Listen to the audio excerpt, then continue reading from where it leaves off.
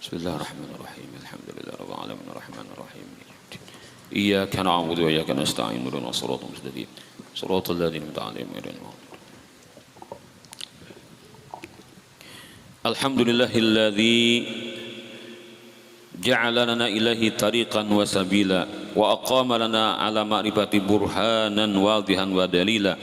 وأشهد أن لا إله إلا الله وحده لا شريك له شهادة تصرف عنا ضلالا وأشهد أن سيدنا محمدا عبده ورسوله أشرف الناس منزلا اللهم صل وسلم على سيدنا محمد الذي بعث إلينا معلما ورسولا وعلى آله وأصحابه وأزواجه وذريته بكرة وأصيلا اللهم ارزقنا علما نافعا وعملا صالحا متقبلا آمين. فعن أبي هريرة رضي الله عنه قال خطب رسول الله صلى الله عليه وآله وسلم فذكر قصة في الحديث فقال أبو شاه اكتبوا لي يا رسول الله فقال اكتبوا لي أبي شاه أخرجه الترمذي وصححه. Sayyidina Anas radhiyallahu an pernah bercerita, Abu Hurairah sahabat Nabi pernah bercerita pada satu waktu Rasulullah sedang berkhutbah, lalu beliau menceritakan suatu cerita perlu diingat. Lalu Abu Syah berkata, ya Rasulullah, ulun minta tulisakan kisah pian tadi supaya nyaman diingat-ingat kembali. Lalu Nabi pun memerintahkan kepada sahabat yang lain, ujian Nabi tulisakan untuk Abi Syah. Maksudnya apa? Belajar itu bukan hanya sekadar menghafal, tapi juga disuruh mencatat. Karena hafalan bisa hilang, catatan kawak dibuliki kapan-kapan saja. Asalkan mencatat itu dengan catatan yang aman dan jelas. Nah, itu pentingnya catatan. Al-hadits as-salih an Abi Hurairah radhiyallahu anhu qala kama kana fi ashabi Rasulillah sallallahu alaihi wasallam aktsaru haditsan minni illa ma kana min ibn Amr fa innahu kana yaktubu wa la aktubu akhrajahu al-Bukhari wa Tirmidzi. Abu Hurairah bercerita, ujar Abu Hurairah, mun bebanyakan hadis lawan sahabat-sahabat Rasulullah, aku sudah membanyaknya hadis. Padahal Abu Hurairah hanyalah 4 tahun sidin mengaji lawan Rasulullah. Kalau sahabat-sahabat mulai di Makkah sudah mengaji lawan Nabi berapa tahun di Makkah sudah, kemudian ke Madinah pulang 10 tahun, di Makkah 13 tahun kan, di Madinah 10 tahun. Ternyata Abu Hurairah tak banyak kepada sahabat yang lain. Kenapa? Karena sidin selalu ingin mencatat ingin menghafal, bukan mencatat, menghafal terhadap hadis-hadis Rasulullah SAW sampai minta doakan Nabi agar hadis yang beliau hafal itu kada hilang, dan Nabi doakan. Tetapi ujar Abu Hurairah, ada sahabat yang kada kalah laku, yaitu Abdullah bin Amr bin As, karena dia itu mencatat dan aku ujar Abu Hurairah kada mencatat. Tapi setelah kita lihat dalam sejarah pengumpulan hadis, tetap Abu Hurairah lah sahabat yang terbanyak mengumpulkan hadis atau meriwayatkan hadis Nabi SAW. Kenapa tidak Abu Bakar, Umar? Nah, karena Sayyidina Abu Bakar sepeninggal Rasulullah umur sidin kada panjang. Nah, tapi setahun saja Sayyidina Abu Bakar. Jadi ilmu itu kada sempat diudal masih kan. Nah, atau sempat diudal juga, tapi sahabat mereka menyebut langsung dari Rasulullah, bukan lagi dari Abu Bakar. Nah, macam-macam lah kemungkinan kan. Begitu pula Sayyidina Umar, walaupun sidin lumayan lawas, tapi Sayyidina Umar ini sidin lebih banyak mengurusi negara, karena sidin menjadi kepala negara. Jadi kadang punya kesibukan mengajar seperti Abu Hurairah. Nah, sehingga begitulah. Kalau Abu Hurairah kan sidin duduk mengajar, lalu banyak sidin mempunyai murid-murid yang meneruskan ilmu sidin. Kemudian kita teruskan membaca fikih sampai kepada masalah hadas. Ya kah? Hadas terbagi dua. Nah, hadas itu ada dua. Ada hadas kecil dan besar. Jangan salah kaprah memahami ini. Buang air kecil, buang air besar. Itu kedua-duanya tetap hadas kecil lah. Orang bakame, orang buang hajat besar nih. Nah, itu adalah hadas kecil. Hadas besar itu adalah keluar mani dan lain-lain. Nah, hadas itu adalah segala penyebab yang berhenti dengan adanya oleh suci. Artinya orang tuh kada dikit dipadahkan suci, pada awaknya bersih, tak kadang bau harum aja orangnya kada kotor dipadahkan kada suci. Nah menurut hukum agama kan orang tuh sudah kada suci lagi, artinya inya sudah berhadas, entah inya takantut kah, entah inya sudah datang dari WC artinya buang air besar kah, atau inya sudah bakame dan seterusnya kan, apa-apa yang membatalkan wudu itu. Nah maka dikatakan orang tuh kada suci menurut hukum agama, yaitu ada dua, kecil dan besar. Ada nang genal lagi kan hadasnya gitu, amun hadas kecil ringan aja cara penyuciannya, hadas besar itu lebih berat, lebih banyak. Maka yang kecil itu adalah sesuatu yang mewajibkan wudu. Artinya bila hendak sembahyang, hendak menjadi Quran dan seterusnya lain-lain, itu harus berwudu dulu. Bila kada berwudu dosa, maka wudunya terhukum wajib. Memang wudu itu hukum asal sunat, tapi ketika wudu itu akan dipakai untuk hal yang wajib, maka berubah menjadi wajib, fardhan lillahi ta'ala. Tapi pulang menjadi Quran itu hukumnya sunat kalau nah. Tapi bila kada wudu berusaha lo nah berarti wajib juga wudu lah. Wajib wudu berarti masalahnya apa? Bila kada wudu menjadi Quran berusaha, nah berarti kan sesuatu hal untuk menghilangkan dosa itu berarti perkaranya menjadi wajib. Jadi nawa itu wudu fardhan lillahi ta'ala. Walaupun menjadi Quran itu hukumnya sunat, tapi bila kada wudu berusaha, kan? Bila kada wudu berdahulu berusaha, artinya bila berhadas orangnya berusaha. Dan yang besar itu adalah sesuatu yang mewajibkan mandi. Nah, napa-napa nang mulai jadi wajib mandi. Nang paling identiknya adalah keluar mani itu. Nah, walaupun lain ada lagi lah. Nah, yang mewajibkan wudhu itu seperti hilang akal itu guring, pingsan, mabuk, koma, pada kita kasurupan, gila, kita tuh wudhu kita.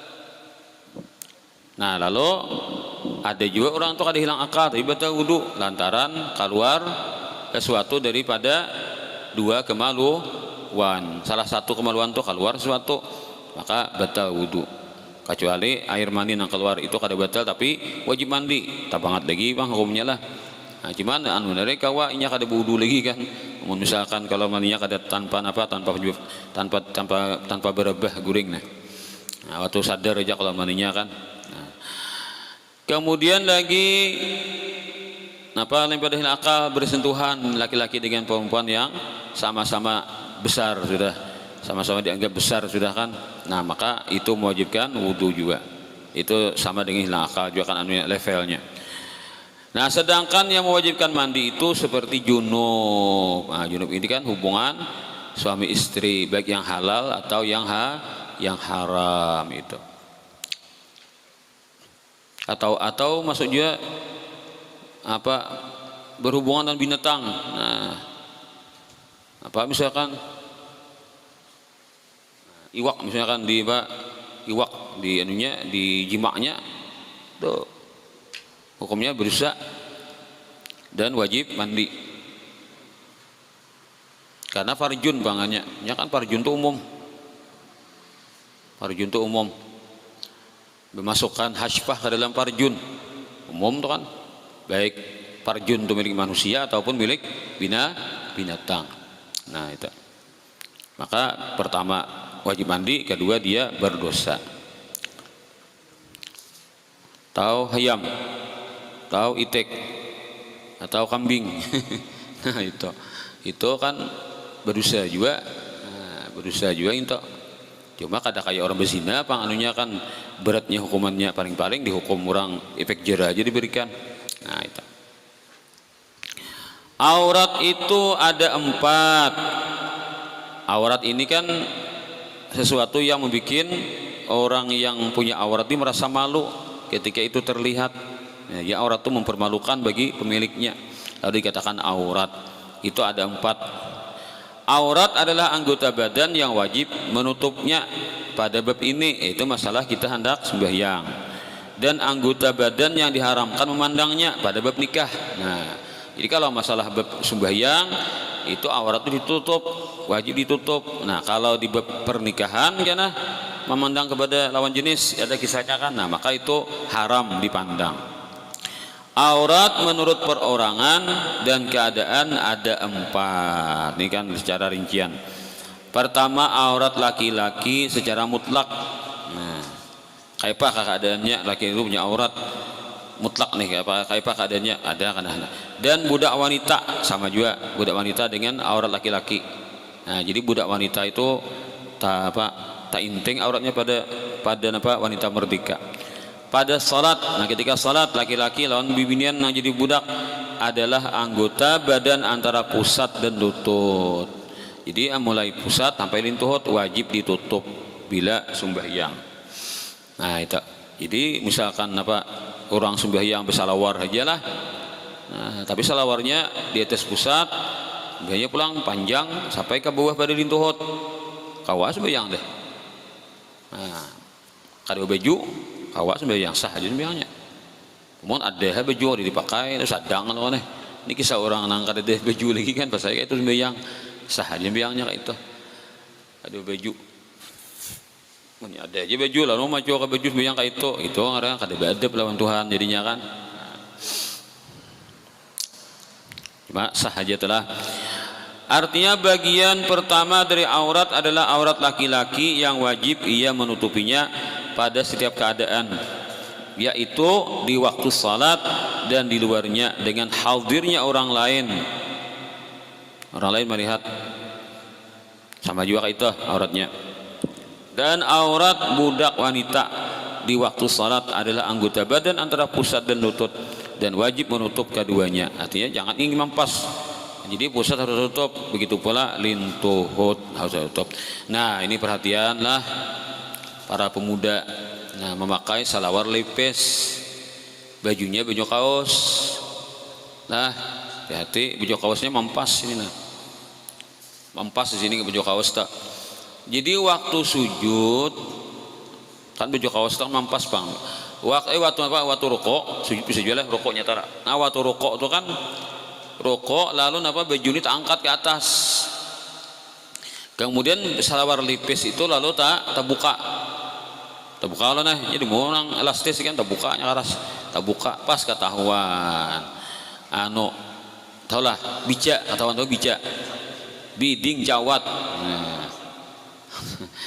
ketahuan nih simpak ketahuan nah dia simpak itu kan pintangannya nama pusat. Nah berarti kan pusat tuh pintangan ke belakang. Nah bila karena garis pintangan pusat ketahuan di belakang tuh betul tuh ya. Itu bisa aja karena sembahyang tuh waktu rukuk tuh ketahuan, tapi bilaknya kan pas ketahuan. Namun baju panjang aja ada apa lah. Atau baju dalam ada pulang kan melapisi selamat aja. Ini kada apa? Ketahuan nano. Tanah duduk berangka gini deh. Iya no bila lihat cilingan semar. Cilingan semar ketahuan. Waktu duduk berangka atau kan ini berbilak kan soal lepis berbilak loh nih. Baju baju apa kaos. Tidak kerasaan tuh. Bisa itulah tak buka aurat. Nah, habis kada sah sembahyang kayak itu. Nah, itu perlu diperhatikan. Nah, itu ada si kawan itu padakan. Nah, gini pahalanya loh nih. Amun ustadz memadahi lo sariknya, amun kawannya memadahi bisa ada sariknya. Kawannya panggigayaan aja. Nah, ini ada tahu kasihan. Nah, anak aja sembahyang juga tapi ingin tuh kada sampai belajarnya lalu kada tahu. Nah, betul sembahyangnya ketahuan aurat. Yang kedua, aurat wanita merdeka, bukan budak pada salat adalah seluruh badannya kecuali wajah dan 2 telapak tangan. Nah, itu. Jadi tadi kan aurat tadi kan laki tadilah yang sembahyang tadi sama tuh auratnya waktunya sembahyang lawan inya bakawan dan sesama lelaki atau inya bakawan lawan mahramnya adingkah marina atau kemanakan lah atau mama paninian itu auratnya mulai pusat sampai lintuhut itu kada boleh terbuka. Jadi boleh suruh handap lawan sanak suruh handap boleh atau sesama lelakian bakawan suruh handap tahuan lintuhut boleh itu haram buka aurat hukumnya. Nah itu wajib ditutup sama. Jadi auratnya sembahyang lawan auratnya di luar sembahyang itu sama itu lelakian tadi. Nah itu amun binian bang kayak apa aja boleh lah bini melihat laki kada baju lakian kada baju nih. Nah pendapat yang asal itu maka itu jadi aurat lelakian itu asalkan kita tutup atas pusat sampai ke bawah lintuhut kada baju dilihat oleh binian halan nikah hukum asal dulu kada apa-apa. Tapi kalau bini talior melihat apa orangnya pina setrik bener kan kena bautot orangnya apa ada talior bini melihat. Nah jangan toh itu ngarannya jadi sumber fitnah ngarannya asian binian nona.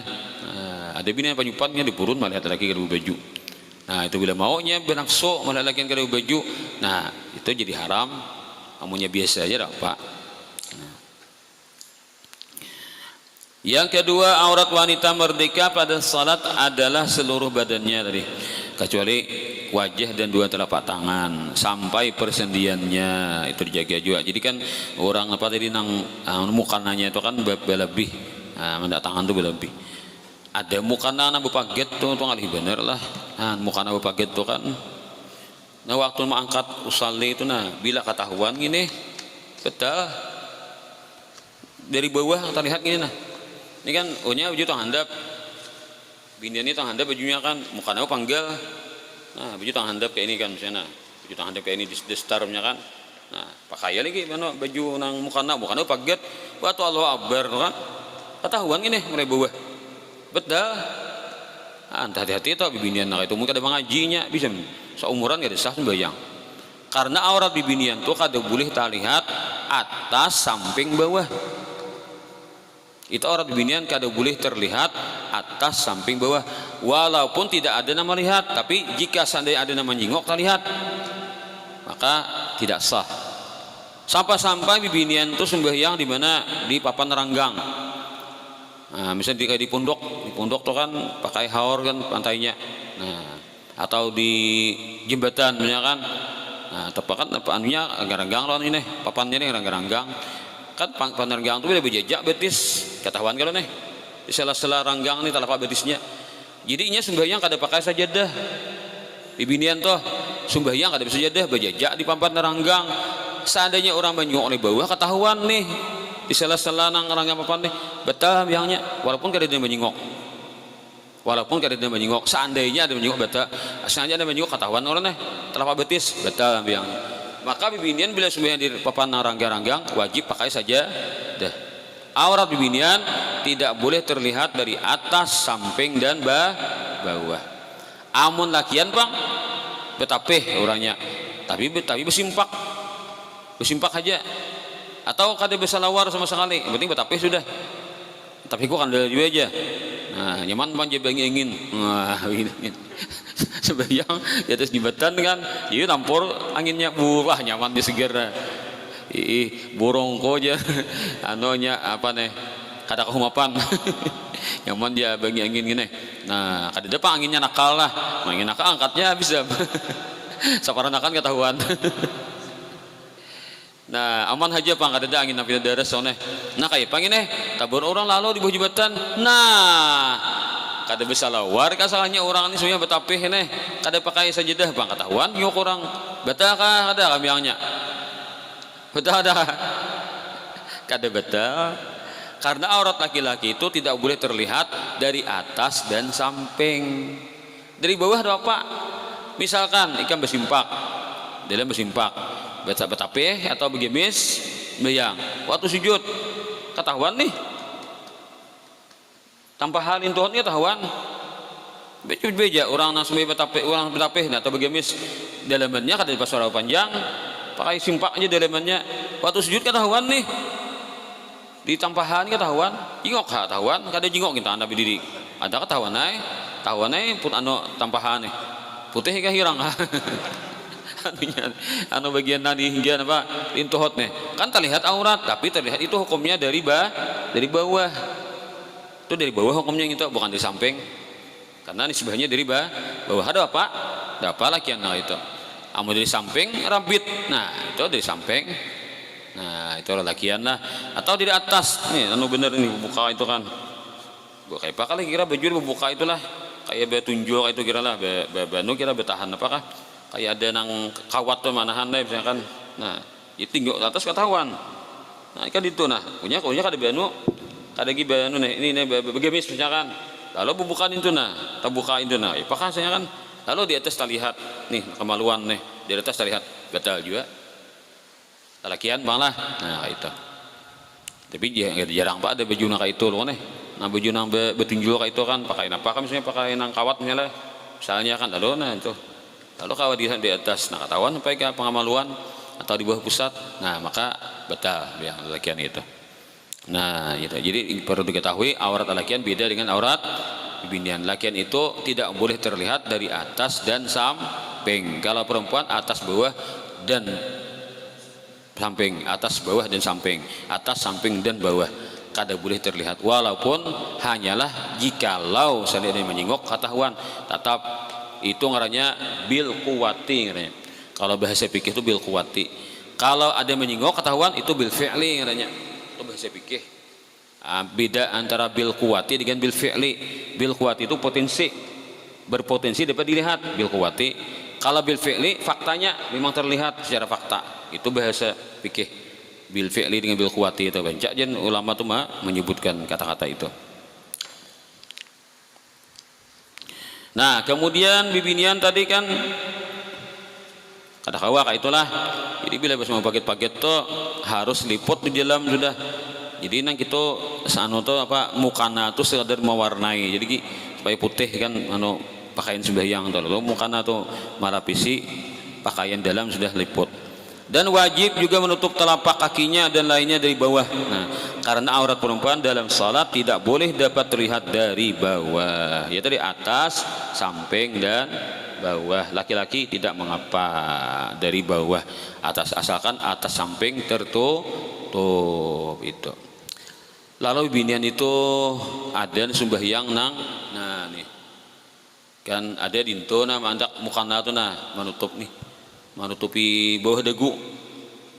Ada juga dintuh. Nah sini jadi bawah dagu nih ketahuan. Kayak apa hukumnya bawah dagu nih aurat kada kah? Nah, bila kita padahkan bawah dagu nih adalah aurat, berarti wudu kan usah jadi sampai ke sini. Bawah dagu harus dibasuh. Kalau bawah dagu ini aurat. Itu kan karena wajah bang, wajah jadi kan wajah namanya intinya kalau usah di sini. Nah tapi kalau bawah dagu ini dikatakan adalah aurat kan ada bukan aurat, nah berarti kan apanya mukananya tuh sini kan di sini benuna sini bapak putarannya bulatannya tuh itu kan lalu di bawah dagu ketahuan. Nah tapi ada nama ngarasi kan pendapatnya nah apiknya memang ini aurat. Tapi kalau wudu pulang tetap aja dibasuh ini kan supaya diyakinakan, supaya yakin bahwasanya muha itu semuanya tabasuh lo berpulas itu kan. Nah jadi tapi je ulama mun misalkan bibinian nak dapat tahu lalu nya ada nasbiang dintu kan itu belum itu dimaafkan aja ada jakaulnya padahkan itu sah. Tapi kalau sudah tahu jangan lagi diulangi. Maka bibinian harus mandak apa mukananya itu kan harus di sini mandannya tuh. Nah di dagu di atas dagu sini nah di sini kan di jenggut sini nah bagian jenggut sini anunya tuh bulatan mukana muha tuh nah jangan dintuh. Maka di bawah dagu ini dikatakan aurat. Ada nang mangarasi ada nang malamahi itu nah. Ada khilafiyah antara ulama tapi apiknya memang aurat juga jadi harus ditutup. Nah itu kemudian ini hati-hati kan. Nah jadi bintu tangan berlebih kan ini tangannya nah sini pulang kayak bau utasan sini pulang supaya meriket kada singkap-singkap. Nah itu kan aurat jaga supaya jangan terbuka. Ya inilah yang kita sampaikan. Ada manfaatnya kita selamat di akhirat. Amin ya rabbal alamin. Al-Fatihah.